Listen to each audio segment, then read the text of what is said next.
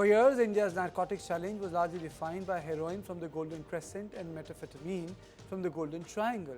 But a recent seizure under Operation Ragepill may signal the arrival of an entirely new threat. A record 227 kg of Captagon, the synthetic stimulant often linked to the conflict zones and extremist networks and war economies in the Middle East, has been intercepted in India. Is this merely a drug bust or evidence that India is now entering the logistical map of a rapidly expanding global narco network? Joining me is security analyst and author Rami Desai, who did a detailed article on this Captagon. Let me straight away go to Rami. She joins me from Chiang Mai, and she's there for a conference. Thank you for making out time for me. Rami, why is this important? You wrote in your article that this is being used by terrorists. Good evening, Karthikeya. Glad to be back on your show, and I'm very glad that you've picked up on this topic, which at least I thought was important enough to write about. This is the first consignment of this drug called Captagon that we've caught, and we've caught it on our port. Captagon, like traditionally in many drugs, initially was legal in the 60s, was used, it was like the base was phenethylamine, and it was used to treat medical issues like narcolepsy, fatigue, chronic fatigue, lethargy, so on and so forth, even ADHD, attention deficit disorders.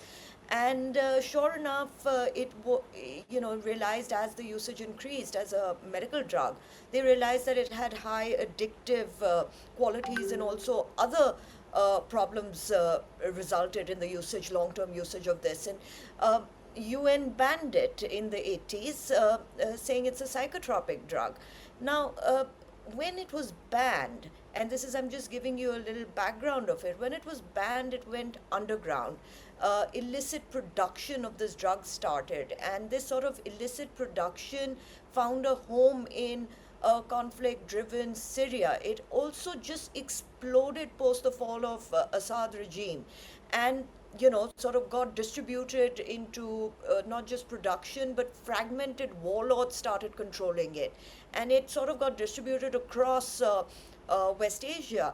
Now, we, as you rightly said, are used to looking at this trade, this narcotics illegal trade, from the lens of heroin coming from the Golden Crescent, or methamphetamine, synthetic drugs, and others coming from the Golden Triangle.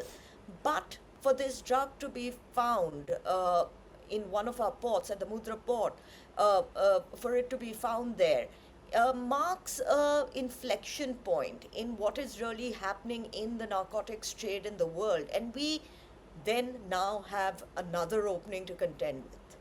Okay. You also wrote that terrorists are using it to bring down that element of fear and anxiety, and it is adding to longer operations that are taking place in Kashmir. That really caught my eye in that article. So this drug was used largely by ISIS. It's also called it's also called chemical courage, because it induces aggression. It induces, confidence. You can stay up all night. It induces everything that you require to be in situations like this. And it's not just about it being used by terrorists.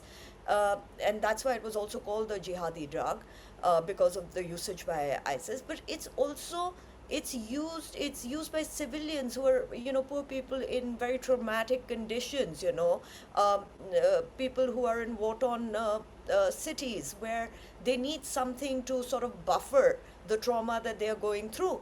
So it can be used by anybody. And I think not only finding that at our ports, but also then catching it within the country spells trouble for us.